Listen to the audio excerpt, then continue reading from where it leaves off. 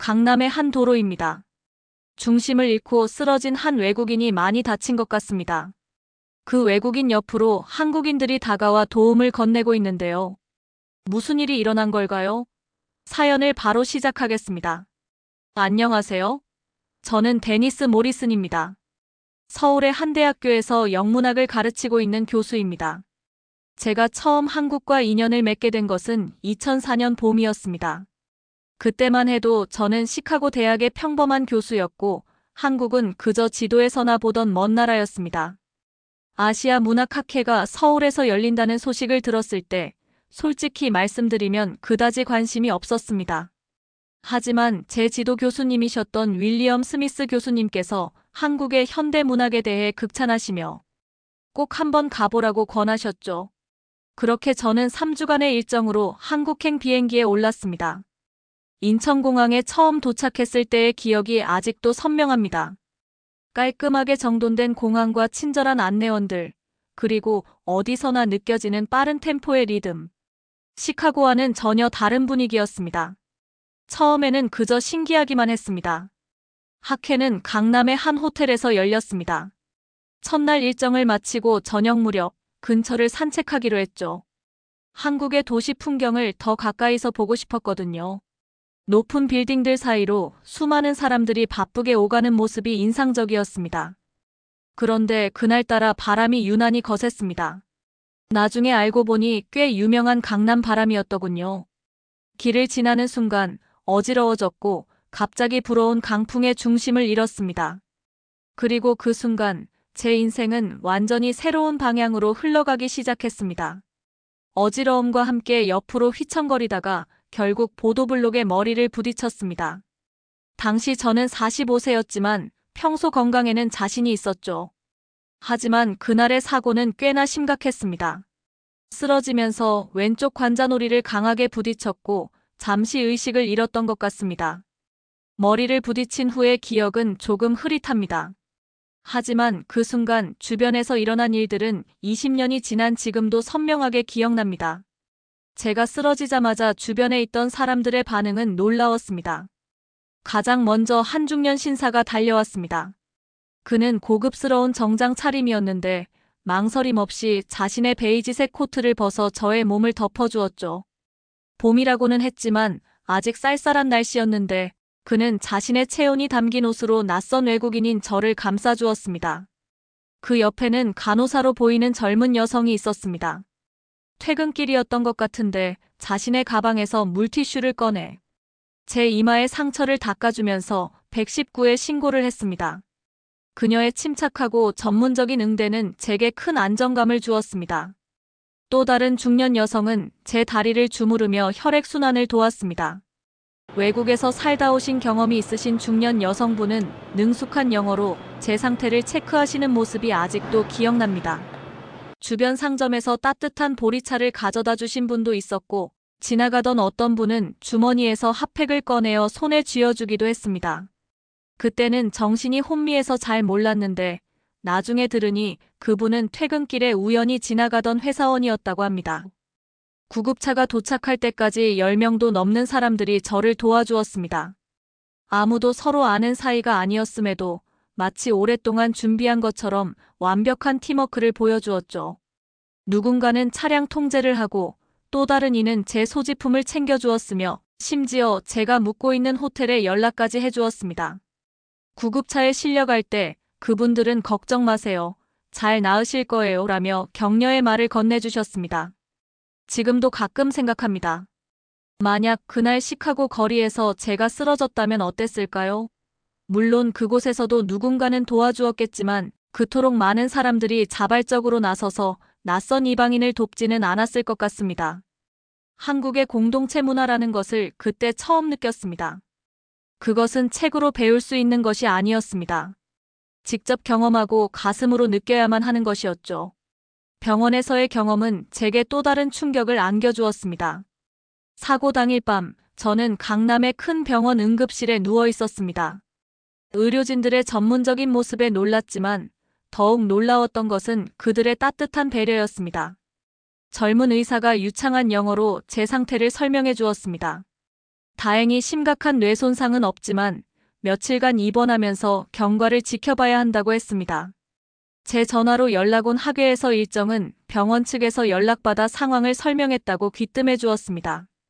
병실에서 맞이한 첫 아침, 예상치 못한 광경을 목격했습니다. 옆 침대의 환자 가족들이 저를 보더니 과일을 건네주었습니다. 외국에서 왔다면서 많이 불편하시냐고 물어보는 모습이었습니다. 비록 말은 통하지 않았지만 그들의 따뜻한 미소는 어떤 언어보다도 강력했습니다. 간호사들은 매일 아침 굿모닝이라고 인사하며 활기찬 에너지를 전해주었고, 청소하시는 아주머니는 매번 제게 엄지손가락을 치켜 세우며 힘내라는 응원을 보내주셨습니다. 의사소통이 완벽하지 않았음에도 저는 그들의 마음을 고스란히 느낄 수 있었습니다. 퇴원을 앞둔 날 밤, 저는 큰 결심을 했습니다. 시카고로 돌아가지 않고 한국에 남기로 한 것입니다. 충동적인 결정이었을지 모릅니다. 하지만 그때의 제 마음은 그 어느 때보다도 확신으로 가득 차 있었습니다. 물론 가족들의 반응은 예상대로였습니다. 아내 사라는 전화기 너머로 소리를 질렀습니다. 안정된 교수직을 던져버리고 낯선 나라로 간다는 것이 이해되지 않는다고 했습니다. 새 아이들도 이해할 수 없다는 눈치였습니다. 특히 막내 아들 제임스는 아버지가 제정신이 아니라며 울먹였죠. 하지만 제 마음은 이미 정해져 있었습니다. 이건 단순한 충동이 아니었습니다. 이곳에서 저는 무언가 특별한 것을 발견했고 그것을 더 깊이 알아가고 싶었습니다. 시카고 대학의 동료들도 만류했습니다. 교수직을 포기하는 것이 얼마나 큰 모험인지 모르는 것이냐며 걱정했습니다. 그러나 제게는 이것이 모험이 아니었습니다.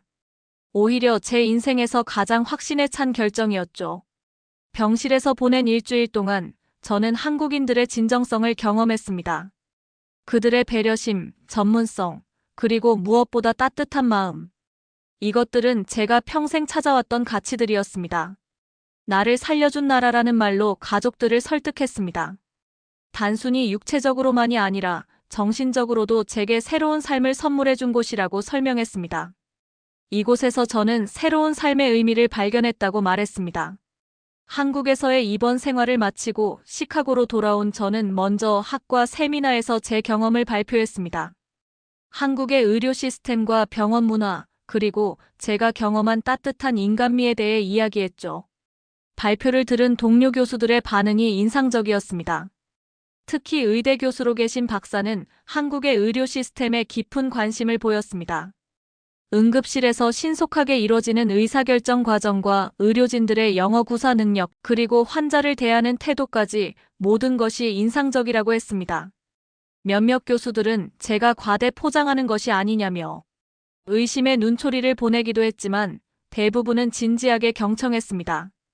인류학과의 교수는 한국의 공동체 문화에 특별한 관심을 보였습니다. 낯선 외국인을 돕기 위해 자발적으로 나선 시민들의 이야기, 병실에서 음식을 나누는 문화, 그리고 의료진들의 헌신적인 태도가 서구 개인주의 문화와는 다른 특별한 점이라고 분석했습니다. 발표가 끝난 후 많은 동료들이 한국에 대해 더 알고 싶어 했습니다. 그들의 호기심 어린 질문들을 받으며 저는 다시 한번 제 결정에 대한 확신을 갖게 되었습니다. 결국 아내와 아이들도 제 결정을 존중해 주기로 했고, 비록 그들은 시카고에 남기로 했지만 적어도 제 선택을 이해하려 노력했습니다. 한국행을 결정하고 나서 가장 먼저 한 일은 한국어 공부였습니다. 시카고의 한인 교회에서 운영하는 한국어 교실에 등록했고 매일 밤 한글과 씨름했습니다. 처음에는 한글이 마치 그림처럼 보였지만 시간이 지날수록 그 과학적인 체계에 매료되었습니다. 특히 한글의 제자 원리를 알게 되었을 때는 한국의 지적 전통에 깊은 감명을 받았습니다. 다행히도 서울의 여러 대학에서 제의가 왔습니다. 제가 시카고 대학에서 비교 문학을 가르쳤다는 점, 그리고 동양 문학에 관심이 많았다는 점이 긍정적으로 작용했던 것 같습니다. 그 중에서 서울 동쪽에 위치한 한사립대학을 선택했습니다. 캠퍼스가 아름다웠고 무엇보다 영문학과의 분위기가 마음에 들었기 때문입니다. 2005년 3월 제 첫 수업이 시작되었습니다. 긴장된 마음으로 강의실에 들어섰는데 학생들의 진지한 태도에 놀랐습니다. 미국에서는 보기 힘든 광경이었죠. 수업 시작 전부터 모든 학생들이 자리에 앉아 준비를 마치고 있었고, 제가 들어가자 인사를 했습니다. 처음에는 한국의 대학 문화가 낯설었습니다. 교수와 학생 간의 수직적인 관계, 존댓말과 반말의 구분, 수업 후의 회식 문화 등 모든 것이 새로웠죠. 특히 학생들이 제게 보이는 지나친 존경심이 오히려 부담스러울 때도 있었습니다. 미국에서는 학생들과 좀 더 수평적인 관계였기에 이런 문화적 차이에 적응하는 데 시간이 걸렸습니다. 그러나 시간이 지날수록 이러한 한국의 교육 문화가 가진 장점을 발견하게 되었습니다. 학생들은 놀라울 정도로 성실했고 수업 준비도 철저했습니다. 과제물의 완성도도 매우 높았죠. 특히 인상적이었던 것은 학생들의 질문 수준이었습니다. 단순히 시험을 위한 질문이 아닌 깊이 있는 사고를 바탕으로 한 질문들이 많았습니다. 영문학을 가르치면서도 저는 오히려 더 많이 배웠습니다. 셰익스피어의 작품을 한국 학생들의 시각으로 해석하는 것을 들으며 새로운 관점을 발견하곤 했죠. 햄릿의 고뇌를 효와 연관지어 해석하는 학생의 발표는 지금도 잊을 수 없습니다. 학과 동료 교수들도 저를 따뜻하게 맞아주었습니다. 특히 김 교수님은 제가 한국 생활에 적응하는 데 많은 도움을 주셨습니다. 학교 근처 맛집을 소개해 주시고 한국의 교육 문화를 이해하기 쉽게 설명해 주셨죠. 때로는 집으로 초대해 가정식 김치찌개도 대접해 주셨습니다. 1년이 지날 무렵 저는 이미 한국 대학의 리듬에 완전히 적응해 있었습니다. 봄에는 학생들과 함께 캠퍼스의 벚꽃을 감상하고 여름방학에는 연구실에서 논문을 쓰고 가을에는 단풍이 물든 캠퍼스를 거닐며 수업 준비를 하는 일상이 자연스러워졌습니다. 처음 한국행을 결심했을 때 가졌던 불안감은 어느새 사라졌고 대신 매일 새로운 것을 배우는 즐거움으로 가득 찼습니다. 한국의 대학에서 가르치는 것은 단순한 직업이 아닌 새로운 문화와 가치를 배우는 특별한 여정이 되었습니다. 한국에서의 첫 1년이 지나고 나서야 저는 이 나라의 진정한 특징을 이해하기 시작했습니다. 그 중에서도 가장 인상적인 것은 빨리빨리 문화였습니다. 처음에는 이 급한 템포가 불안하게 느껴졌지만 시간이 지날수록 이것이 한국의 발전을 이끈 원동력이라는 것을 깨달았습니다. 제가 처음 한국에 왔을 때만 해도 지하철은 몇 개 노선에 불과했습니다. 그러나 2년 만에 새로운 노선이 개통되었고 3년 뒤에는 또 다른 노선이 생겼습니다. 미국이었다면 10년은 걸렸을 공사가 한국에서는 믿기 힘들 정도로 빠르게 진행되었습니다. 우리 학교 캠퍼스도 매년 변화했습니다. 여름방학이 시작될 때 공사를 시작하면 2학기가 시작될 때는 이미 새 건물이 들어서 있었죠. 처음에는 이런 빠른 변화가 부실 공사가 아닐까 걱정했습니다. 하지만 시설의 완성도는 오히려 더 높았습니다. 학생들의 학습 속도도 놀라웠습니다.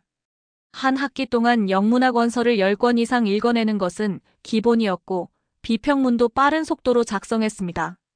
더욱 놀라운 것은 그 내용의 질이 결코 낮지 않았다는 점입니다.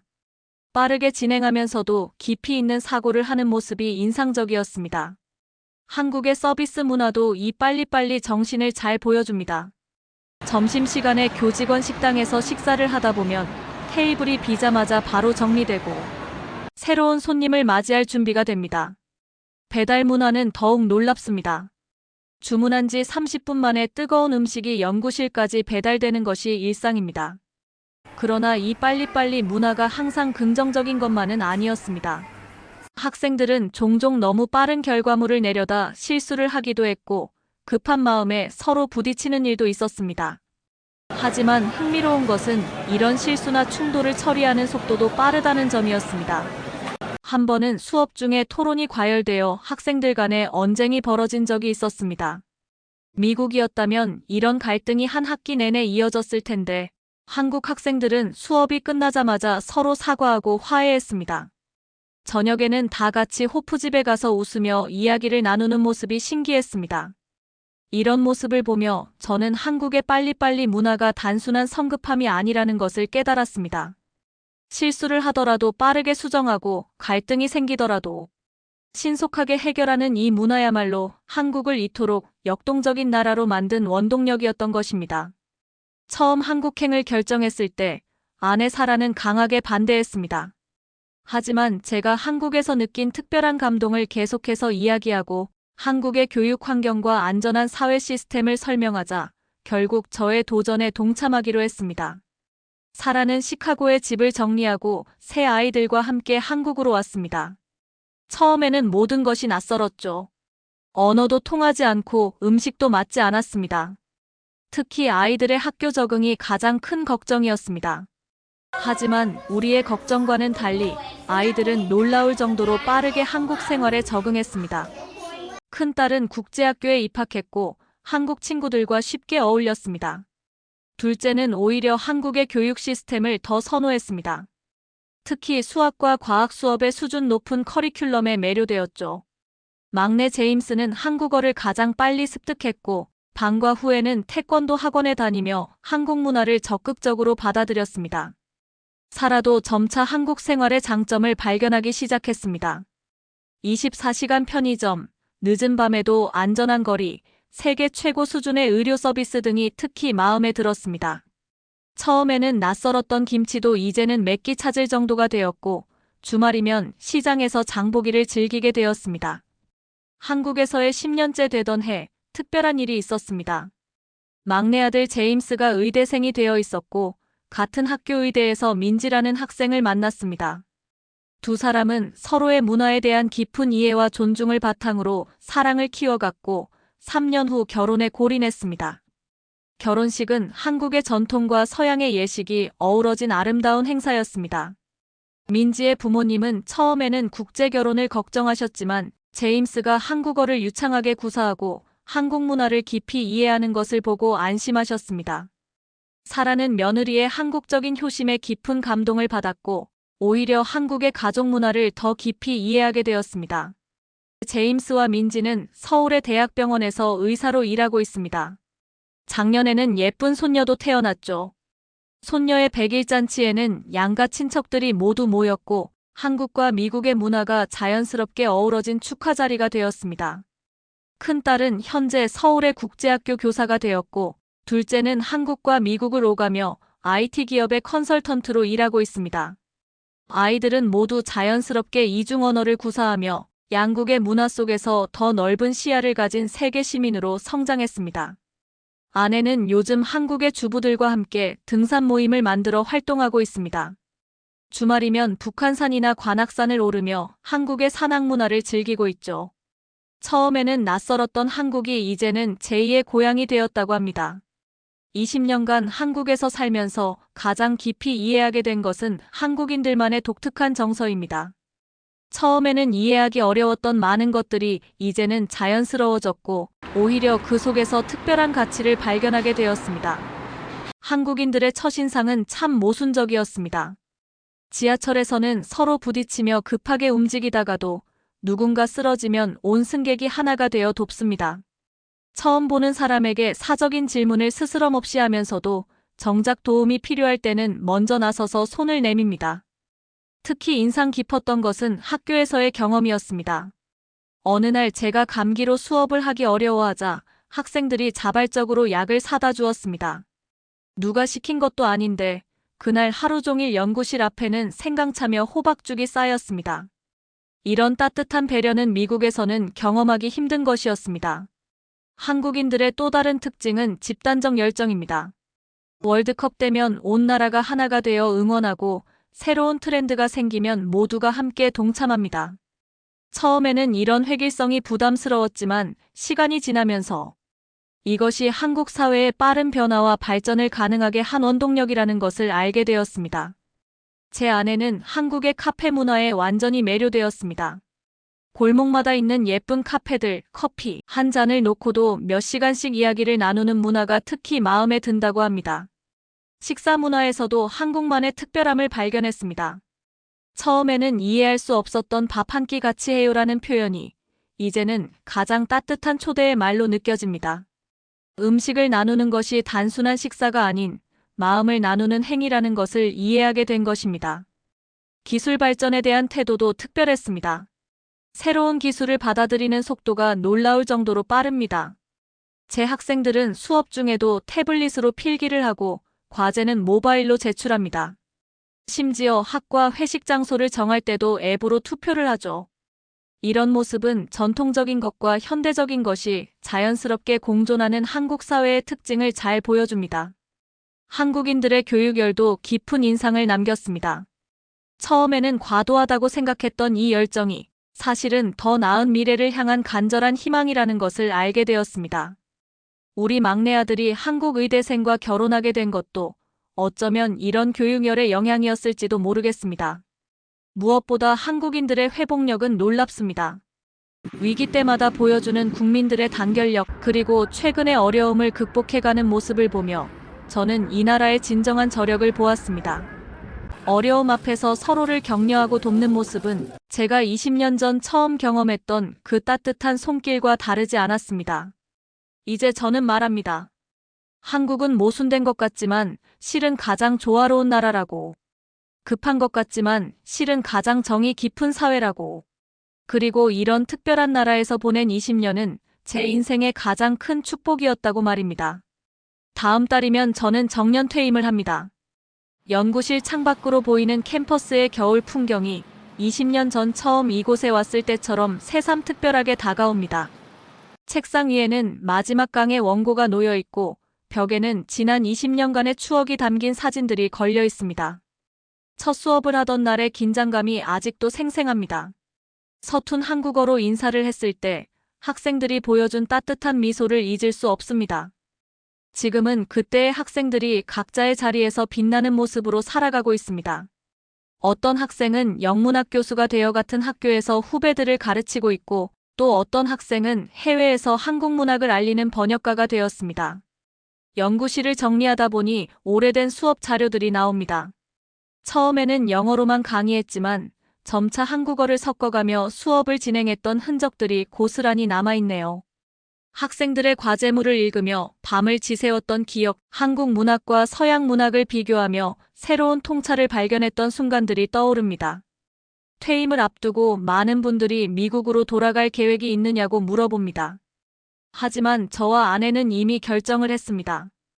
이곳이 바로 우리의 집이니까요. 주말마다 가는 시장의 정겨운 풍경, 아파트 관리실, 아저씨의 친근한 인사, 손녀가 다니는 어린이집 선생님의 따뜻한 미소까지 이 모든 것들이 우리의 일상이 되었습니다. 특히 기쁜 것은 우리 부부가 한국의 실버 문화를 즐길 수 있다는 점입니다. 아내는 요즘 동네 주민센터에서 한국화를 배우기 시작했고 저는 등산 동호회에 가입해 주말마다 산행을 다닙니다. 미국이었다면 상상도 못했을 활기찬 노후를 보내고 있습니다. 얼마 전 시카고의 옛 동료에게서 연락이 왔습니다.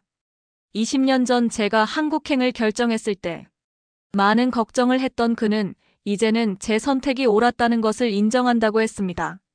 실제로 지금의 저는 그 어느 때보다도 행복합니다. 정년 퇴임 후에도 저는 한국 문학을 영어권에 소개하는 일을 계속할 계획입니다. 그동안 제가 한국에서 받은 사랑을 이제는 제가 나누고 싶습니다. 한국의 아름다운 문학과 문화를 세계에 알리는 것이 제가 할 수 있는 작은 보답이 되지 않을까요? 20년 전 강남에서 불어온 바람이 저를 쓰러뜨렸을 때 저는 그것이 새로운 인생의 시작이 될 줄 몰랐습니다. 이제 그 바람은 제게 가장 고마운 선물이 되었습니다. 오늘 사연은 여기까지입니다. 한국에서 오랜 기간 지내시면서 소감을 말씀해 주셨는데요. 말씀하신 대로 한국은 그만큼 특별한 곳이기도 합니다. 시청자 여러분들 힘내시고 2025년 새해 복 많이 받으세요. 긴 영상 시청해 주셔서 감사합니다. 감동포착이었습니다.